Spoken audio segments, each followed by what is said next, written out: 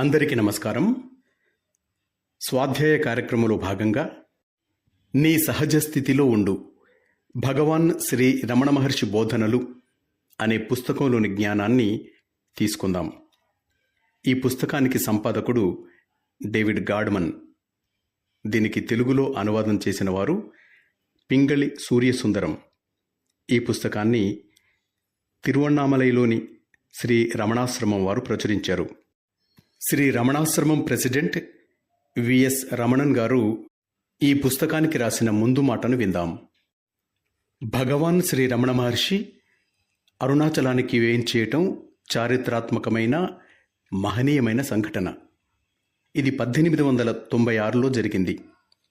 నిరుపమానమైన వారి బోధన అత్యధిక భాగం మౌనం ద్వారానే జరిగింది. సంభాషణ కన్నా అదే ఎంతో పాటవం కలిగి ఉండేది. అంతేకాక మహర్షి తమ వద్దకు వచ్చిన సాధకుల ప్రశ్నలకు కూడా సమాధానాలిచ్చేవారు. అసంఖ్యాకులు వారిని ఎన్నో ప్రశ్నలు అడిగేవారు. కరుణతో వాటికన్నింటికీ ఓపికగా శ్రీ భగవాన్ సమాధానాలిచ్చేవారు. వారి అనుగ్రహం ఈ విధంగా కూడా వ్యక్తమయ్యేది. మహర్షిని సాధకులు అడిగిన ప్రశ్నలు, వారిచ్చిన సమాధానాలు అనేక విషయాలను స్పృశించేవి. వీటినన్నిటినీ ఒక విషయక్రమంలో కూర్చి ఇంగ్లీషులో David Godman be as you are అనే పేరుతో ఒక సంకలనాన్ని ప్రచురించారు. ఆత్మ, ఆత్మవిచారం, గురువు, ధ్యానం, శరణాగతి, సమాధి ఇత్యాది అనేక విషయాల గురించి శ్రీ భగవాన్ ప్రవచనాలు ఒకచోట దొరుకుతాయి ఈ పుస్తకంలో. దీనికి తెలుగు అనువాదాన్ని శ్రీ భగవాన్ అరుణాచల ఆగమన శతవర్షమైన ఈ సంవత్సరం అంటే 1996లో ప్రచురింపగలుగుతున్నందుకు మేమెంతో సంతోషిస్తున్నాం. తెలుగు పాఠకులకు ఈ పుస్తకం ఉపకరిస్తుందని విశ్వసిస్తున్నాము. విఎస్ రమణన్, ప్రెసిడెంట్, శ్రీ రమణాశ్రమం. విజయదశమి 21/10/1996. ఈ పుస్తకాన్ని తెలుగులోకి అనువదించిన పింగళి సూర్యసుందరం గారు రాసిన అనువాదకుని నివేదనను విందాం. ఓం నమో భగవతే శ్రీ రమణాయ. అనువాదకుని నివేదన. భగవాన్ శ్రీ రమణ మహర్షి బోధనలని ఒకచోట విషయక్రమంలో కూర్చిన ఈ గ్రంథాన్ని అనువదించటానికి నాకు అనుమతినివ్వటమే కాక పుస్తక ప్రచురణ బాధ్యతని కూడా స్వీకరించిన శ్రీ రమణాశ్రమ అధ్యక్షులకు కృతజ్ఞుణ్ణి. ఈ సత్కార్యాన్ని చేసే అవకాశాన్ని, శక్తిని నాకు అనుగ్రహించిన భగవాన్ శ్రీ రమణులకు శతసహస్ర వందనములు. ఆ కరుణామూర్తి పాదపంకజములకు భక్తితో ఈ గ్రంథాన్ని సమర్పిస్తున్నాను. పిఎస్ సుందరం. ఉపోద్ఘాతం.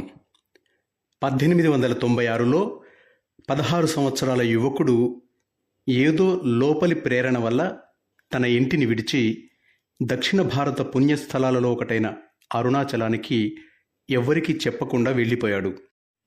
అక్కడికి చేరగానే తన వద్దనున్న కొద్దిపాటి పైకాన్ని, ఇతర వస్తువులని విసర్జించి వేశాడు. ఈ ప్రయాణానికి కొంతకాలం ముందు అతనికి తన నిజతత్వం రూపరహితమైన సర్వవ్యాప్తమైన చైతన్యమేనన్న ఎరుక కలిగింది. ఆ ఎరుకలోనే అరుణాచలం చేరిన తరువాత లీనమైపోయాడు. ఆ నిమగ్నమవటం ఎంత తీవ్రమైనదంటే తన దేహాన్ని పురుగులు తొలిచివేస్తున్నా కూడా స్మారకం లేకపోయింది అతనికి. అట్లాగే తన చుట్టూ ఉన్న ప్రపంచం గురించిన ఎరుక కూడా లేకపోయేది. ఆ విస్మృతి వల్ల ఎప్పుడో గాని ఏ ఆహారము తీసుకునేవాడు కాడు. శరీరం జీర్ణించిపోయింది. వేలిగోళ్ళు, తలమీది కేశాలు బాగా వికృతంగా పెరిగిపోయాయి. ఈ స్థితిలో 2-3 సంవత్సరాలు గడిచాయి. ఆ పిదప అతను భౌతిక తలం మీదకి నెమ్మదిగా తిరిగి రావటం మొదలుపెట్టాడు. ఈ భౌతిక పరివర్తనం కలిగినా తాను చైతన్య స్వరూపణనే అన్న ఎరుక అతనికి జీవితాంతం వరకు నిలిచే ఉంది. దీనినే హైందవులు ఆత్మసాక్షాత్కారం అంటారు. అంటే విశ్వంలో అఖండము సర్వవ్యాప్తమునైన చైతన్యం తప్ప వేరే ఏమీ లేదని, ఆ చైతన్యాన్నే అభివ్యక్త రూపంలోనైనా అనభివ్యక్త రూపంలోనైనా అనుభవిస్తామని స్వానుభవం వల్ల గ్రహించటమన్నమాట. చైతన్యానికి అభివ్యక్త రూపం విశ్వం, అనభివ్యక్త రూపం కేవలం ఉనికి. సాధారణంగా ఇటువంటి జ్ఞానం ఎంతో నిష్ఠతో చేసిన ఆధ్యాత్మిక అభ్యాసాల వల్ల కానీ లభించదు. కానీ ఈ యువకునికి అప్రయత్నంగా ఏ వాంఛ లేకుండా సంప్రాప్తించింది. ఆ యువకుని పేరు వెంకట్రామన్. మధురలో పినతండ్రి గారింట్లో ఉండగా అతనికి ఒకనాడు మృత్యు భయం విపరీతంగా కలిగింది. తాను నిజంగానే చనిపోయినట్టు నటించగా అతనికి తన నిజ స్వరూపం స్పష్టంగా తెలియవచ్చింది. దానికి తన మనస్సుకి, తన వ్యక్తిత్వానికి ఏమీ సంబంధం లేదని గ్రహింపు కలిగింది. ఇటువంటి అనుభూతులే ఇతరులకి కూడా కలిగినట్టు చెప్పుకుంటారు. కానీ అవి తాత్కాలికమైనవే. వెంకట్రామన్ విషయంలో మాత్రము ఆ అనుభూతి నిత్యమైనది, తిరుగులేనిదిను. అప్పటి నుండి తానొక ప్రత్యేకమైన వ్యక్తిని అనే భావం పోయింది, తిరిగి రాలేదు. ఈ అనుభవం గురించి వెంకట్రామన్ ఎవ్వరికీ చెప్పలేదు. 6 వారాలు గడిచాయి. మామూలు విద్యార్థి వలనే మసులుకునేవాడు. కానీ ఈ నటన దుర్భరమై కుటుంబాన్ని విడిచి అరుణాచల పుణ్యస్థలానికి వెళ్ళిపోయాడు. అరుణాచలాన్ని ఎంచుకోవటానికి కారణం లేకపోలేదు. అతడెప్పుడూ అరుణాచలము, భగవంతుడు ఒక్కటే అన్న భావంతో ఉండేవాడు. ఆ అరుణాచలము ఎక్కడో దేవలోకంలో కాక ఈ భూతలం మీదే ఉన్నదని తెలియగానే ఆశ్చర్యచకితుడయ్యాడు.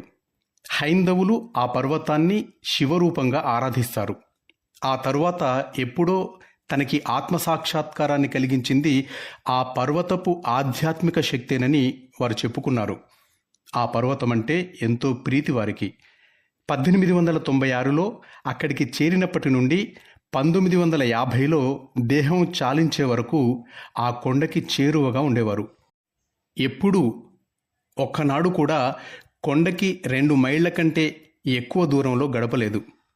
వారు ఆ పర్వతాన్ని ఆశ్రయించిన కొన్ని సంవత్సరాల తరువాత వారి ఆధ్యాత్మికత బయటికి ఒక జ్యోతి వలె ప్రసరింపజొచ్చింది. ఆ జ్యోతికి ఆకర్షితులై కొందరు ఆయన చుట్టూ చేరారు. ఆయన అధికాంశం మౌనంగానే ఉండేవారు. కానీ బోధనలని కూడా మొదలుపెట్టారు. ఆయన పవిత్రతను చూసి ముగ్ధుడై వారి తొలి అనుచరులలో ఒకరు ఆయనకి భగవాన్ శ్రీ రమణ మహర్షి అని నామకరణం చేశారు. ఆ పేరు అందరికీ నచ్చింది, జగత్ ప్రసిద్ధమైంది. ఆయన ఆ రోజులలో ఎక్కువగా మాట్లాడేవారు కాదు. అందువల్ల వారి బోధనలు విశిష్టమైన రీతిలో కొనసాగేవి. వారు మాట్లాడకపోయినా మౌనంగానే ఏదో ఒక శక్తిని వెదజల్లేవారు. అది అనుచరుల మనస్సులను నిశ్చలమనొచ్చేది. ఒక్కొక్కసారి వారి వలనే అనుచరులు కూడా సమాధి స్థితిని అనుభవించేవారు. తరువాతి రోజులలో వారు మాటల ద్వారా బోధించిన వారి మౌన బోధన గ్రహింపగలిగిన వారికి లభ్యమవుతూనే ఉండేది. ఆ మౌనమే తన బోధనలకు ప్రత్యక్షమైన సాంద్రమైన రూపమని శ్రీ రమణులు అనేవారు. ఆ మౌనాన్ని అర్థం చేసుకోలేని వారి కోసమే తాను మాటల ద్వారా బోధన సలుపుతాను అనేవారు. దీనిని బట్టి వారు మౌనానికి ఎంత ప్రాధాన్యమిచ్చేవారో తెలుస్తోంది. రోజులు గడుస్తున్న కొద్దీ వారింకా విఖ్యాతులయ్యారు. వారి చుట్టూ ఒక ఆశ్రమం వెలిసింది. వేలు మంది వారి దర్శనానికి వచ్చేవారు. భారతదేశమంతటిలో పరమ పవిత్రమైన ఆరాధ్యులైన ఋషిగా ప్రసిద్ధులైనారు. వారి సమక్షంలో లభించే శాంతికి ఆకర్షితులైన వారు కోకొల్లలు. కొందరు సాధకులకు ఇచ్చే బోధనల కోసం వచ్చేవారు. ఇంకా కొందరు తమ సమస్యలను వారికి నివేదించుకోవటానికే వచ్చేవారు. ఏ కారణం చేత వారి దగ్గరకు వచ్చినా అందరూ వారి నిరాడంబరతకి, వినమ్రతకి మంత్రముగ్ధులయ్యేవారు. ఆయన అందరికీ ఎల్లవేళలా అందుబాటులో ఉండేవారు. నలుగురితో బాటే ఆయన కూడా ఒక హాలులో కూర్చునేవారు, పడుకునేవారు. వారి ఆస్తి అంతా కౌపీనం, కమండలం, చేతికర్ర అంతే. తనని ఎందరో భగవంతునిగా ఆరాధించినా తననొక ప్రత్యేకమైన వ్యక్తిగా పరిగణించటాన్ని ఒప్పుకునేవారు కారు. ఆశ్రమంలో ఇతరులతో సరిసమానంగా పంచుకోలేని దాన్ని ఎప్పుడూ స్వీకరించేవారు కారు. నలుగురు చేసే పనులలో పాలు పంచుకునేవారు. ఉదయాన 3 గంటలకే మేల్కొని ఆశ్రమవాసులకి వంట ఏర్పాటుకి సంబంధించిన పనులలో నిమగ్నమైపోయేవారు. వారి సమతాభావం అపూర్వం. వారి దర్శనార్థం ఎవరు వచ్చినా అందరికీ ఒకే విధమైన మర్యాద, ఆదరణ దొరికేవి. ఆ వచ్చేవారు ప్రముఖులైనా పామరులైనా ఆఖరికి జంతువులైనా సరే వారి ఉదార వైఖరి ఆశ్రమంలోని వృక్షాల పట్ల కూడా వ్యక్తమయ్యేది. మొక్కల పువ్వులను గాని ఆకులను గాని త్రుంచటం మంచిది కాదు అనేవారు. ఏ చెట్టు నుండైనా కాయనో పండునో కోయవలసి వస్తే ఆ చెట్టుకి సాధ్యమైనంత తక్కువ బాధ కలిగేటట్టు చూడాలి అనేవారు. 1925 నుండి 1950 వరకు ఆశ్రమానికి కేంద్రం శ్రీ రమణుల గది. వారు అక్కడే పరుండేవారు, అక్కడే కొలువు తీర్చేవారు. తమ ఆధ్యాత్మిక శక్తిని వెదజల్లుతూ ఒక మూల కూర్చునేవారు. దానితో పాటు ఎక్కడెక్కడ నుంచో వచ్చిన వారి ప్రశ్నలకి సమాధానాలు కూడా ఇస్తూ ఉండేవారు. ఎప్పుడో గాని ఆ సమాధానాలని వ్రాసి ఇచ్చేవారు కారు. అందువల్ల ఆ సమాధానాలన్నీ నోటి మాటలుగానే మిగిలిపోయాయి. కానీ వారి జీవితకాలంలోనే అప్పటి వివరాలు వ్రాసిపెట్టి ఉంచారు కొందరు. వారి బోధనలకు సంబంధించిన మూల రచనలు ఇవే. వారి బోధనలు సంస్థితమైనదల్లా చైతన్యమే అన్న ప్రత్యక్ష జ్ఞానం నుంచి సాధికారంగా వెలువడినవే. అందువల్ల వారు ఏమి చెప్పినా ఈ విషయాన్ని గుర్తుంచుకోవాలని, నిజస్వరూపాన్ని ఎరగాలని అనేవారు. వారు బోధించిన ఆ మహోన్నత స్థాయిని ఎక్కువ మంది అర్థం చేసుకోలేకపోయేవారు. అందువల్ల పరిమిత జ్ఞానం కలవారికి సుబోధకమయ్యేటట్టు వారు తమ బోధనలను మలచేవారు. ఈ కారణంగా వారి బోధనలలో వివిధ స్థాయిలను గమనిస్తాం. మాటలలో చెప్పగలిగినంత వరకు ఉన్నదల్లా చైతన్యమే అని చెప్పేవారాయన. ఈ విషయం అంతుపట్టని వాళ్ళకి ఆ సత్యాన్ని కనుమరుగు చేస్తున్నది మనస్సు కల్పించే పరిమితులేనని, ఆ భావాలను తొలగించుకుంటే సత్యం విదితమవుతుందని చెప్పేవారు. చాలామందికి పరిమిత దృక్పథం అలవాటైపోవటం వల్ల శ్రీ రమణుల అత్యున్నత స్థాయి బోధనలు కేవలం సైద్ధాంతికంగానే తోచేవి. ఈ సత్యాన్ని గ్రహించాలంటే దీర్ఘకాలపు ఆధ్యాత్మిక అభ్యాసాలని కొనసాగించాలనే భావనని తొలగించుకోమనేవారు ఆయన. శ్రీ రమణులు అటువంటి వారి కోసం ఒక కొత్త పద్ధతిని చెప్పేవారు. తమపై అవధానాన్ని కలిగించుకోమనేవారు. దీనికి ఆత్మవిచారము అన్న పేరు పెట్టారు వారు. ఈ అభ్యాసం గురించి తరచూ గట్టిగా చెప్పేవారు శ్రీ రమణులు. అందువల్ల వారి బోధనలో ఇది ప్రధానమైన అంశమని చాలామంది అనుకోవటం కూడా కద్దు. అయినా దీనితో సంతృప్తి చెందక ఇతర మార్గాల గురించి, ఏవేవో సిద్ధాంతాల గురించి వారిని ఎందరో అడుగుతూ ఉండేవారు. అటువంటి వారికి శ్రీ రమణులు ఉచిత రీతిని సమాధానాలిచ్చేవారు.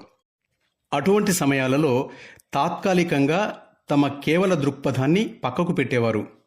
తమ పృచ్ఛకుల అపోహలను అంగీకరిస్తున్నట్టు పైకి కనబడినా ఈ విధంగానైనా తమ అసలైన బోధన వైపు వాళ్ళు మళ్ళుతారేమోనని వారి ఉద్దేశం.